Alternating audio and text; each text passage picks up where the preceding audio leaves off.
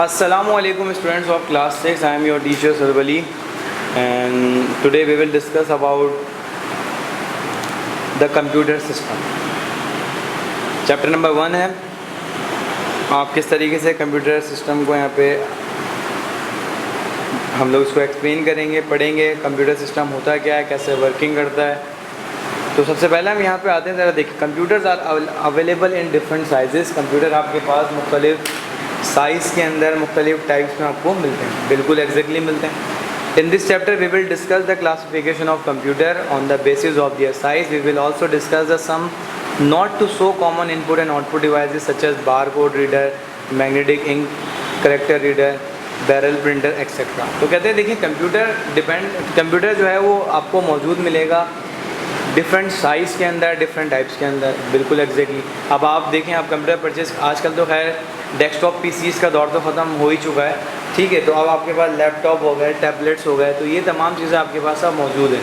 तो आप देखें कंप्यूटर और मोबाइल फ़ोन देख लें, आप लोग अपने एंड्रॉयड सेल फ़ोन देख लें, तो क्या हो गया कंप्यूटर आपके पास एक इतना बड़ा सा कंप्यूटर है, आप सिमट के क्या हो गया आपकी पॉकेट में आ गया, ठीक।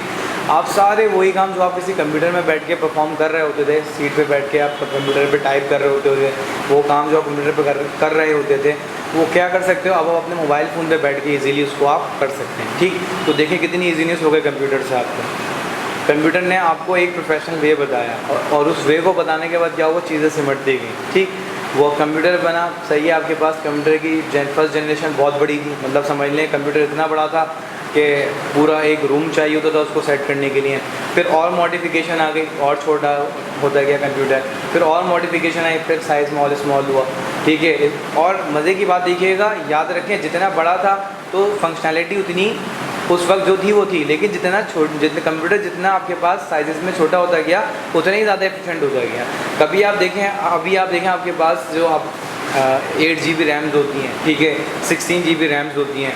आप देख रहे हैं कितना हाई-फाई, मतलब कितने आपके पास हाई-फाई कंप्यूटर की जो है कॉन्फ़िगरेशन है। अब जो स्टूडेंट्स गेमिंग कर रहे होते हैं, विच मीन्स जिनको गेम खेलने का बहुत शौक होता है स्टूडेंट्स को, तो आप कॉमन ऑब्जर्व करें उनके जो गेमिंग पीसीज होते हैं वो डिफरेंट होते हैं, उसमें रैम हो गए, रोम हो गई, वो बहुत डिफरेंट होती है कॉमन एक कंप्यूटर से, कॉमन एक पीसी से। गेमिंग कार्ड्स हो गए, ठीक है। तो ये सब चीज़ें क्या हो गई, देखिए दुनिया मॉडिफाई हो रही है। कंप्यूटर अब एक कंप्यूटर जो इतना बड़ा था, जो कमरे के बराबर था, तो उसमें तो लाजमी सी बात है, मैं नहीं समझता उसमें गेमिंग कार्ड लगता भी होगा, नहीं लगता होगा। वो तो सिंपली सी कैलकुलेशन करता होगा, उसके लिए भी उसको बहुत देर सारा टाइम चाहिए होता होगा। लेकिन अब क्या हो गया, अब वो चीज़ें आपके पास श्रिंक हो गया, आपकी पॉकेट में मोबाइल आ गई, ठीक है।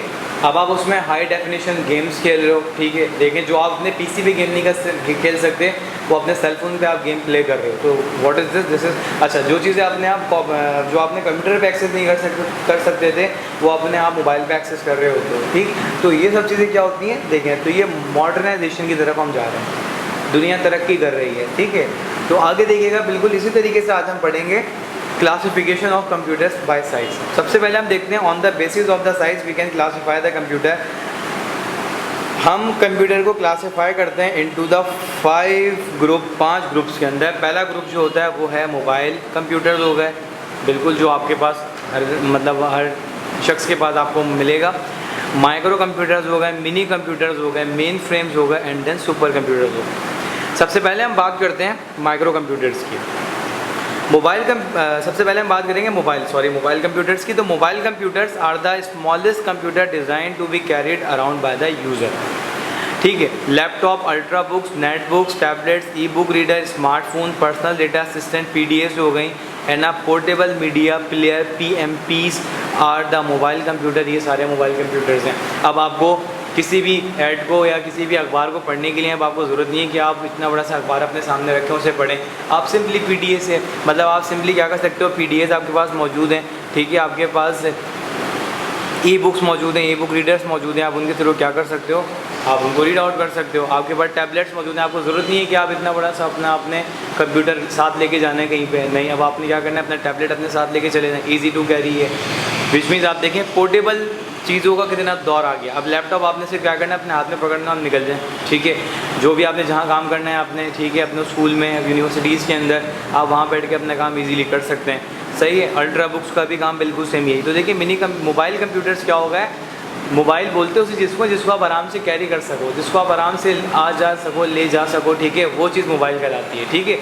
तो देखें ये चीज़ क्या हो गई, अभी आ गए मोबाइल कंप्यूटर। आपने अपना सेलफोन पॉकेट में डाला, मोबाइल कंप्यूटर है, सिंपल। स्मार्टफोन आपका क्या है, एक मोबाइल कंप्यूटर है। आपका लैपटॉप क्या है, एक आपके पास क्या है, मोबाइल कंप्यूटर है। तो इसका मतलब क्या हुआ, यहाँ पे देखिएगा ये वो चीज़ें मैं आपको बता रहा हूँ कि ये पोर्टेबल चीज़ें हैं, आप इनको ईजी टू कैरी कर सकते हो, ठीक है। इसीलिए इनको इन्होंने नाम दिया मोबाइल कंप्यूटर्स। सही, आपके सामने फिगर्स मौजूद हैं, आप ज़रा देख सकते हैं। ई बुक रीडर मैंने आपको जैसे अभी बताया था, लैपटॉप आपके सामने मौजूद है, टैबलेट, स्मार्टफोन, आपके पास PMPs मौजूद हैं, एंड देन आप ई बुक रीडर देखें। ये न्यूज़ लिखा हुआ है सामने, अभी क्या बता रहा था। अब आपको ज़रूरत नहीं है कि आप एक मतलब बहुत बड़ा सा न्यूज़पेपर अपने सामने रखें, आप खबरें पढ़ें, बल्कि आपने करना है क्या है, अगर आपके पास ई बुक रीडर अवेलेबल है तो आप न्यूज़पेपर वहाँ पे भी पढ़ सकते हैं, ठीक है। आपको जो टीचर आपको नोट्स दे रही हैं, असाइनमेंट दे रही हैं ऑनलाइन, तो आप वहाँ पे भी ई बुक रीडर के थ्रू उन असाइनमेंट्स को आप देख सकते हैं, पढ़ सकते हैं, ठीक है जी। तो अब लैपटॉप के बारे में मैं आपको बताता चलूँ। लैपटॉप तो पोर्टेबल वर्जन है डेस्कटॉप PC का, विच मीन्स एक समझ लें एक छोटा कंप्यूटर है, एक डेस्कटॉप कंप्यूटर से भी एफिशिएंट, उससे बहुत ज़्यादा अच्छा काम करने में और बेहतरीन परफॉर्मेंस देगा आपको, वो आपका लैपटॉप मौजूद है, ठीक है। वेयर एज नेटबुक्स हो गई, ये मतलब लैपटॉप से तो छोटी होती हैं, लेकिन काम ये बिल्कुल एक्चुअली वैसे करती हैं। अच्छा, इनमें एक कमी होती है बस नेटबुक्स के अंदर, इनमें DVD ड्राइव नहीं होती, ठीक है। लेकिन लैपटॉप में क्या होता है, आपको DVD ड्राइव अवेलेबल होती है, आप CD इंसर्ट कर सकते हैं, DVD इंसर्ट कर सकते हैं, देन आप अपना डेटा सेव करा सकते हैं, डेटा देख सकते हैं बाय थ्रू DVD डिवाइसेस, ठीक है। लेकिन अच्छा एक बात याद रखिएगा, यहाँ पे कि अगर DVD जो आपके पास, अगर आपके पास DVD ड्राइव्स नहीं होती हैं, तो इसमें यहाँ पे आपके पास क्या होता है, कोई इसका अल्टरनेट वैल्यू हमारे पास, कोई अल्टरनेट वर्जन हमारे पास अवेलेबल होता है। टैबलेट्स अब बताने की ज़रूरत नहीं है, हम टैबलेट्स आपके पास स्मार्टफोन्स, पाम टॉप्स हो गए, जिसमें हथेली पे आप रखें उस चीज़ को, पाम टॉप्स आपके पास आपने इस्तेमाल करना है। देखें कंप्यूटर इतने बड़े कमरे से, इतने बड़े GN रूम से कहाँ आके आपकी हाथ की हथेली पर रखें, ठीक है। तो लैपटॉप, टैबलेट्स, मैं उम्मीद करता हूँ ये सब चीज़ तो आपको पता होंगी। माइक्रो कंप्यूटर्स, अब micro computer is a small computer that is use by the one person. Micro computers क्या होते हैं, आपका डेस्कटॉप PC जो सिर्फ एक ही शख्स आप इस्तेमाल कर सकते हो। The desktop computer that you see in most in your school, colleges and homes are the micro computer. वो तमाम कंप्यूटर जो कि आपके ऑफिस के, आपके कॉलेजेस, आपके घरों में, स्कूल में मौजूद हैं, ये सारे माइक्रो कंप्यूटर्स हैं, सही है। तो डेस्कटॉप कंप्यूटर और ऑल्सो कॉल्ड, जो डेस्कटॉप PC होता है, जो आपके घर में मौजूद होगा, आप उस पर काम करते होगे, गेम खेलते होगे, वो आपका क्या है, पर्सनल कंप्यूटर। इसको पर्सनल कंप्यूटर या हम इसको PCs भी बोलते हैं, PCs मतलब PCs, ठीक। सेकंड देखिएगा mainframe. Mainframe are the big powerful and expensive multi user computer. अब मेन फ्रेम क्या होता है, हम डेस्कटॉप PC को एक ही शख्स यूज़ कर सकते हैं, लेकिन मेन फ्रेम क्या होता है, एक से ज़्यादा मतलब एक से ज़्यादा लोग भी उसको इस्तेमाल कर सकते हैं। They are mainly for a bulk data processing in a large organisation like government office, airlines, banks. IBM 4381, December 10 and NEC 610 are the example of mainframe। दो के नाम दिए हुए, नाम याद रखिएगा, IBM 4381 और DEC 10, ठीक। तो और NEC 610 are the example of mainframe. ये आपके पास क्या होगा, ये आपके पास ये कंप्यूटर्स के नाम हैं जो कि मेन फ्रेम कंप्यूटर्स हैं। अब इसमें क्या होता है, जो बैंक्स है, देखें बैंक के पास एक शख्स का रिकॉर्ड नहीं होता, उसके पास थाउजेंड्स ऑफ पीपल, मतलब हज़ारों के हिसाब से लोग आ रहे होते हैं, और आने के बाद क्या करते हैं, अपना डेटा सेव करवाते हैं। हर एक बंदे का अकाउंट होता है, उस अकाउंट के थ्रू क्या होता है, उनको कार्ड प्रोवाइड, डेबिट कार्ड होता है, क्रेडिट कार्ड होता है, उसकी पिन्स होती हैं, उसके पासवर्ड मतलब उसके पिन्स होती हैं, हर एक चीज़ का डेटा होता है। विच मीन्स तो ज़ाहिर सी बात है, एक कॉमन से कंप्यूटर तो नहीं कर सकता, क्या होता है। लेकिन हमारे पास जो डेस्कटॉप PCs होते हैं वो अटैच होते हैं, लेकिन बैक पे जो काम कर रहा होता है वो एक मेन फ्रेम कंप्यूटर होता है, जो कि हेड ऑफिस में मौजूद होता है, जो सारा डेटा अपने अंदर स्टोर कर रहा होता है, और वक्त आने पर जो ब्रांचेज होती हैं उनमें डेटा वो आपको प्रोवाइड कर रहा होता है। मतलब जो अब जैसे लेट सपोज एक अब्दुल अलीम साहब हैं, उन्होंने क्या किया, अपना अकाउंट खुलवाया, सही। अब किसी भी ब्रांच से, किसी भी मशहूर बैंक की ब्रांच से खुलवा लिया है जो करीब में ब्रांच है। अब उस ब्रांच का हेड ऑफिस जो है वो लेट सपोज इस्लामाबाद में मौजूद है। अब इस्लामाबाद में क्या होगा, वहाँ पे एक मेन फ्रेम कंप्यूटर रखा होगा, क्योंकि सारी, देखिए याद रखें, हेडक्वार्टर्स में क्या होता है, जो हेड ब्रांचेस होती हैं उनमें तमाम ब्रांचेस का डेटा कैलकुलेट होता है। विच मीन्स अगर किसी ब्रांच से, छोटी सी ब्रांच से डेटा चला जाए, लेकिन वो डेटा हेड ऑफिस में मौजूद मिलेगा आपको। अब वो कैसे मतलब अपने पास एक्सेस कर रहे होते हैं या उसको सेव कर रहे होते हैं, तो बेसिकली उनके पास बड़े बड़े कंप्यूटर्स होते हैं जिनको हम मेन फ्रेम कंप्यूटर्स बोलते हैं। ये आमतौर पे डेटा यूजेज जो होता है, मतलब जो डेटा स्टोर करते हैं, ये एफिशिएंट करते हैं, बहुत कैपेसिटी होती है। मैं बता रहा हूँ ना कि अगर एक छोटा सा बैंक ले लें, उसकी एक ब्रांच है, उस ब्रांच के आपके पास जो थाउजेंड्स ऑफ पीपल उसके अंदर अपना अकाउंट ओपन करवाते हैं। तो आप अगर लेट सपोज अब इन कराची में बोलता हूँ, उस बैंक की 100 ब्रांचेज़ हैं, ठीक है, 100 ब्रांचेज़ हैं, तो उन 100 ब्रांचेस का डेटा कहीं ना कहीं तो सेव हो रहा होगा ना वक्त आने पे, जहाँ से डेटा हमें मिल रहा है, ठीक है। क्योंकि ये कॉमन सा पीसी जो हमारे पास डेस्कटॉप पीसीज हैं, ये तो काम नहीं कर सकते। तो क्या होता है, उनके पास एक मेन फ्रेम उनके हेड ब्रांच में कंप्यूटर रखा होता है, जहाँ पे सारा डेटा सेव हो रहा होता है। और जब जो स्मॉल ब्रांचेस वाले जो मौजूद होते हैं, मतलब बैंक जो ब्रांचेस मौजूद हैं बैंक की, वो जब उनको डेटा चाहिए होता है तो वो डेटा वहाँ से एक्सेस कर लेते हैं और इजीली वहाँ से मंगवा के अपने यूज़र को या अपने क्लाइंट को या उस शख्स को जिसने अपना अकाउंट बैंक में ओपन करवाया है उसको दे देते हैं इजीली। सेकंड देखिएगा, आपके सामने मौजूद है सुपर कंप्यूटर। सुपर कंप्यूटर्स क्या होते हैं?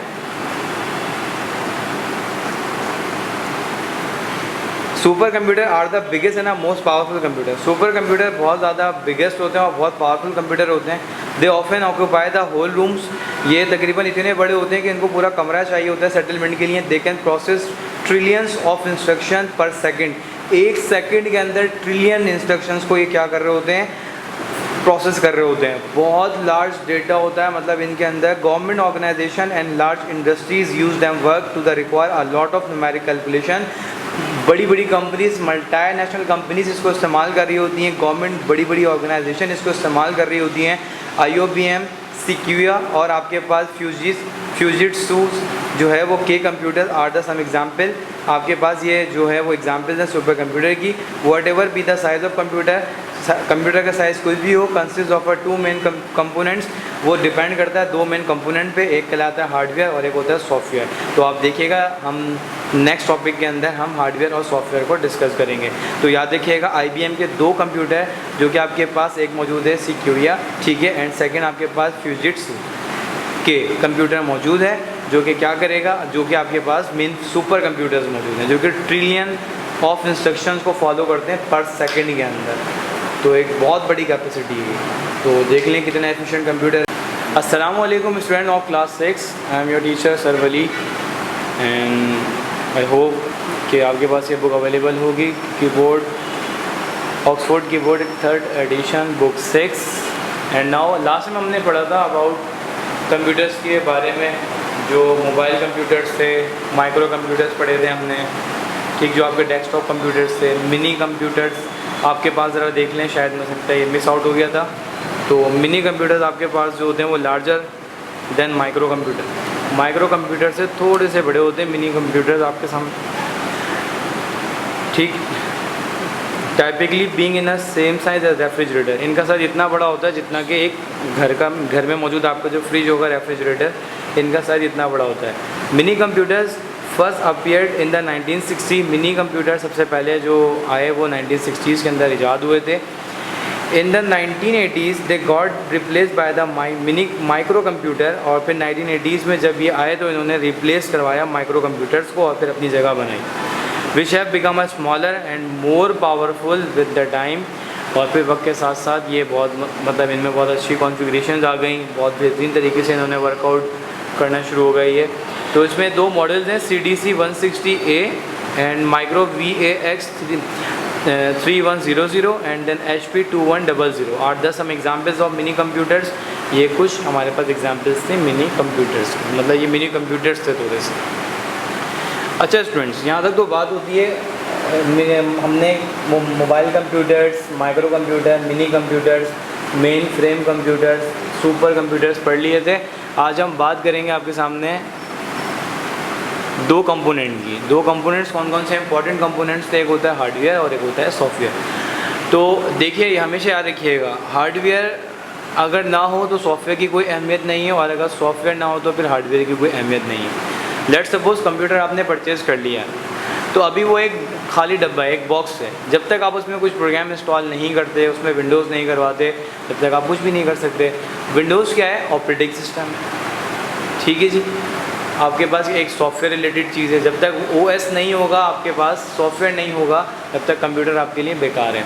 तो सबसे पहले देखिए, सॉफ्टवेयर और हार्डवेयर दोनों के बारे में पढ़ेंगे, लेकिन फर्स्ट यहाँ पे जो सबसे अहम चीज़ मौजूद है, मेरे सामने मौजूद है, आप लोग देख रहे होंगे अपनी स्क्रीन के ऊपर, वो है हार्डवेयर।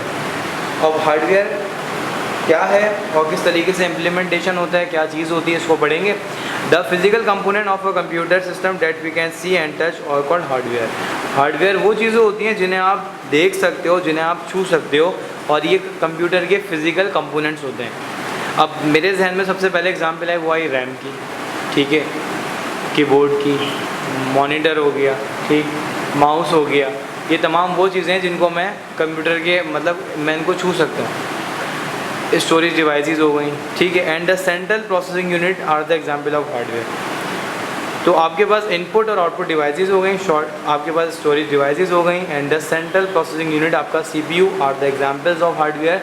ये कुछ एग्जांपल्स हैं हार्डवेयर के, ठीक। तो आप देखें, आपने कभी देखा होगा, कभी ऐसा होता है स्पीड स्लो होती है, कभी आपका कंप्यूटर बीप करता है, तो आप क्या करते हो, आप रैम निकाल के उसको आप साफ़ करते हैं रेजर से, और देन दोबारा आप अप्लाई करते हैं, तो क्या हो सकता है, आपका जो होता है वो बिल्कुल ठीक, कंप्यूटर आपका बिल्कुल ठीक मतलब ऑन भी हो जाता है और फंक्शन भी प्रॉपर करता है। अब ऐसा क्यों होता है आप बताएं। इसके अंदर एक लिथियम सेल भी होता है।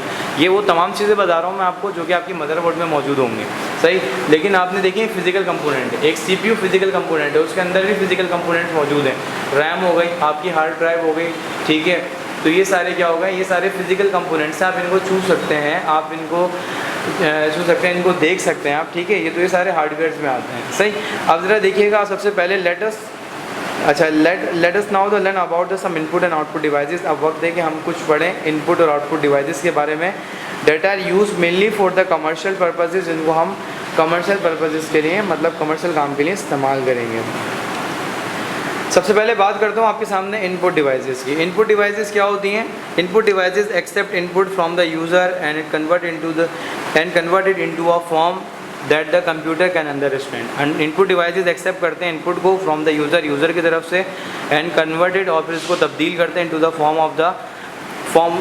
The form that the computer can understand. Which means देखें, याद रखिएगा, इनपुट डिवाइसेस एक्सेप्ट करते हैं इनपुट फ्रॉम द यूज़र, जो हम उसको इनपुट दे रहे होते हैं। फिर क्या होता है, वो उसको कन्वर्ट करेगा कंप्यूटर की ज़बान में, क्योंकि देखिए कंप्यूटर मेरी ज़बान नहीं समझ सकता, उर्दू नहीं समझता, उसकी अपनी लैंग्वेज होती है, जिसको हम आगे डिस्कस करेंगे, वो कंप्यूटर लैंग्वेजेस होती हैं, ठीक। तो लाजमी सी बात है, आप देखें, अब आपने देखा होगा सुपर मार्केट, बैंक्स एक्सेट्रा इस्तेमाल कर रहे होते हैं specialise input devices to collect a large amount of data rapidly. Such devices include barcode reader, magnetic ink character reader, optical character reader और कार्ड रीडर्स। अब ये क्या होता है, आप ज़रा याद रखिएगा, सबसे एफिशिएंट है। अब आप बैंक्स में जाएं तो देखिए आपके पास स्कैनर्स भी आ गए हैं, अब बारकोड रीडर भी मौजूद है।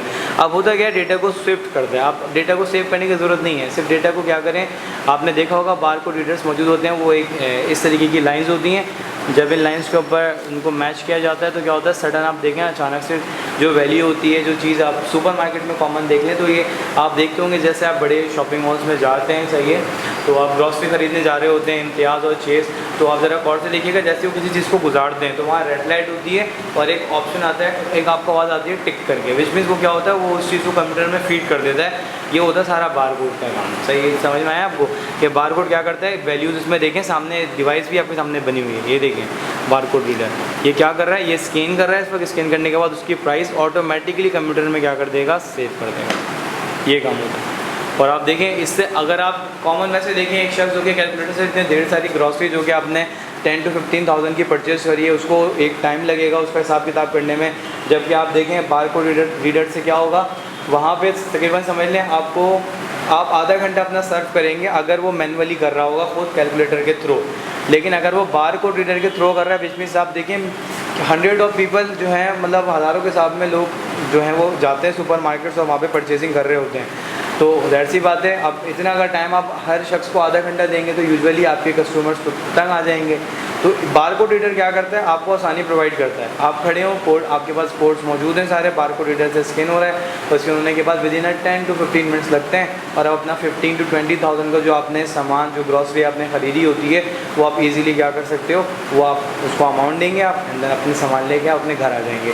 तो देखें कितना एफिशिएंट हो गया, जो जिस चीज़ में आपको आधा घंटा 1 घंटा लग रहा है, वो आपको अब 10 से 20 मिनट के अंदर पूरी मुकम्मल मिल जाती है। तो ये इस्तेमाल होता है बारकोड रीडर का। तो ये एक इनपुट डिवाइस है, बिल्कुल लाजमी सी बात है, ये इनपुट लेती है और लेके कंप्यूटर को देती है, और फिर जो सॉफ्टवेयर होते हैं, डेटाबेस बने होते हैं, तो सुपरमार्केट्स के अंदर वहाँ पे डिस्प्ले में आ जाती है चीज़ें कि भाई यही चीज़ें जा रही हैं ख़रीदनी इन्होंने।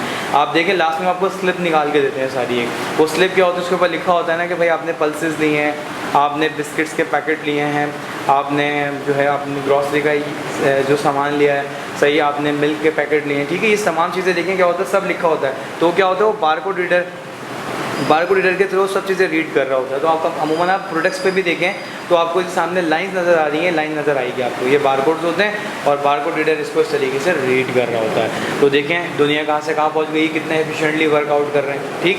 अच्छा, तो ये हमारे पास क्या होते हैं, बारकोड रीडर्स होते हैं। आप ज़रा देख लो, इसको देख लेते हैं। तो barcode, you may have seen a barcode on a product like a grocery item. देख लें ग्रॉसरी आइटम्स के ऊपर ये मौजूद होंगे।